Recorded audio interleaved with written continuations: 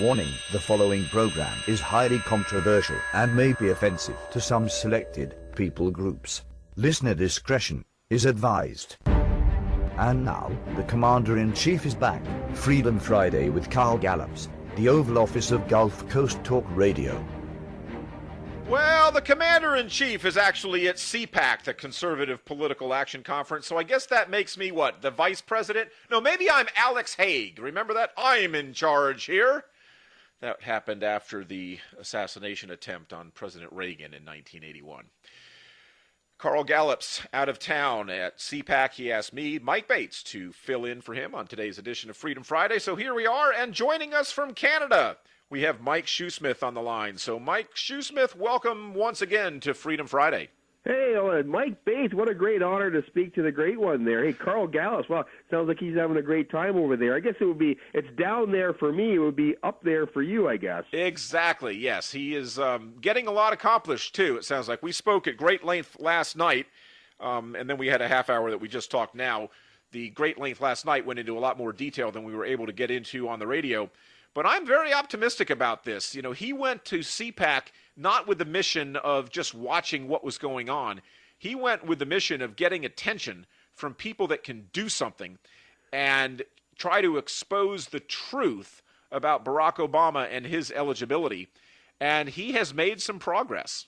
Well, you know, the Bible says about these times, the days that we live in, that the people that know their God will be strong and do exploits, you know, not hide in the corner and cower in fear. But I suspect Mr. Gallups will be breaking news all day long when he gets back.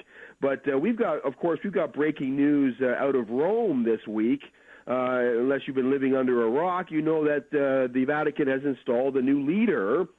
And a couple of weeks ago, the listeners may remember that when the former Pope resigned, we had on the show Chris Putnam. Now, Chris Putnam, he was one of the authors of the book Petrus Romanus, The Last Pope. And Carl had him on in response to the resignation of the Pope.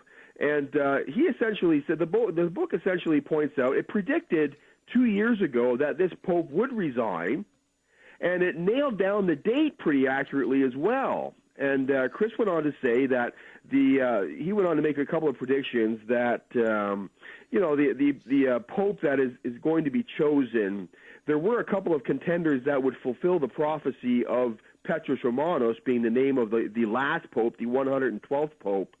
But he said, it doesn't have to be an exact fulfillment. And I kind of wondered if the Vatican would know, because Malachi, the one who wrote these prophecies, he was one of them. So the Vatican would know about this prophecy. Would they not do everything they could to make sure that this heretical teaching not be fulfilled? And so many speculated that, including myself. How would this happen so openly? And so we all speculated as to how this would all go down. A lot of speculation going on around the world, and now we have a man. He's been this guy who would be called Pope Francis. Does he fit the bill? And the very day on Wednesday, WND, WorldNet Daily, they interviewed the authors of the book Petrus Romanus, and the authors came out and said that this was a stunning fulfillment of this prophecy, the last Pope prophecy, the Petrus Romanus prophecy. And people were scratching their heads thinking, well, how in the world is this a stunning fulfillment? His name is not Peter the Roman. He's from Argentina. His name is not Peter. How is this a fulfillment?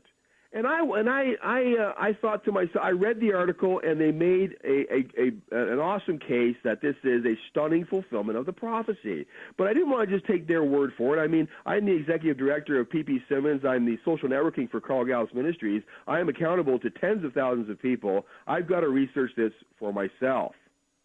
And the authors of the book are right. This is literally an amazing fulfillment. Now, people say, let's start with where he's from, Argentina. Is he really from Argentina? It looks like they've done an end run of the prophecy fulfillment here.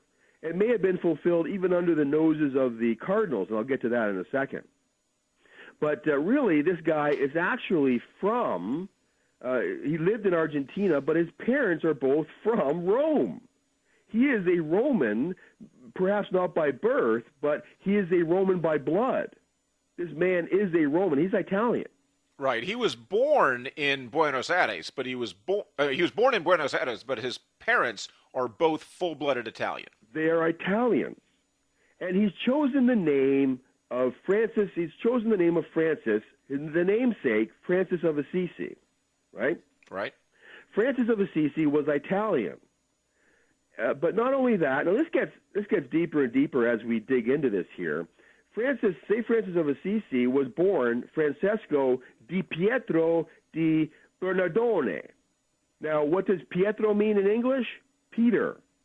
That's the name chosen by the new pope to be called Pope Francis I. Now, here's where it gets really deep here now. This is the very first Jesuit to be appointed as pope. And some have wondered, is he even eligible to be pope? Because part of the oath, the Jesuit oath, is they swear allegiance to the pope. So, I mean, this guy is a Jesuit, the first Jesuit pope. He has sworn allegiance to the pope. So who is his allegiance to now? Even more strange is that is the connection between Barack Obama and the Jesuits. If you do a Google search on Obama Jesuit connection, this goes back to, people have discovered this connection as far back as when he first came on the scene in 2008, that he is surrounded by Jesuits. Now, this, as we move forward in this topic, this will become more and more surreal as we talk about this. In fact, some have made the connection that Joe Biden himself is a trained Jesuit. Now, the Jesuit connection is important here because it lends credence to the claims of Chris Putnam and the book Petrus Romanus, in that they claim that this final pope, the 112th pope, will be the false prophet of the book of Revelation. Now, this is where the connection becomes important. Barack Obama, if you guys, if the listening audience will do a search on the Obama Jesuit connection, these are not results in obscurity. There are many people, experts in this field, who have made the connection between Barack Obama, his handlers, the people who are closest to him, and the Jesuits. Okay? Now, here's another connection to the name of Peter. This is an interview done with Cardinal Barberin. He is the Archbishop of Lyon, France. And the video is up here. I've seen the video. I've heard him say these words. This is what he said. He said, this is a man so strong that he deserves the name of Peter. And Fox News on Wednesday, now this is one of the cardinals who elected him as pope, said that this man, this new pope, deserves the name of Peter. This is Peter the Roman. This is Petrus Romanus, folks. This prophecy has been fulfilled. And even Fox News on Wednesday said that this man will take the name of Francis. He will also be known as Peter.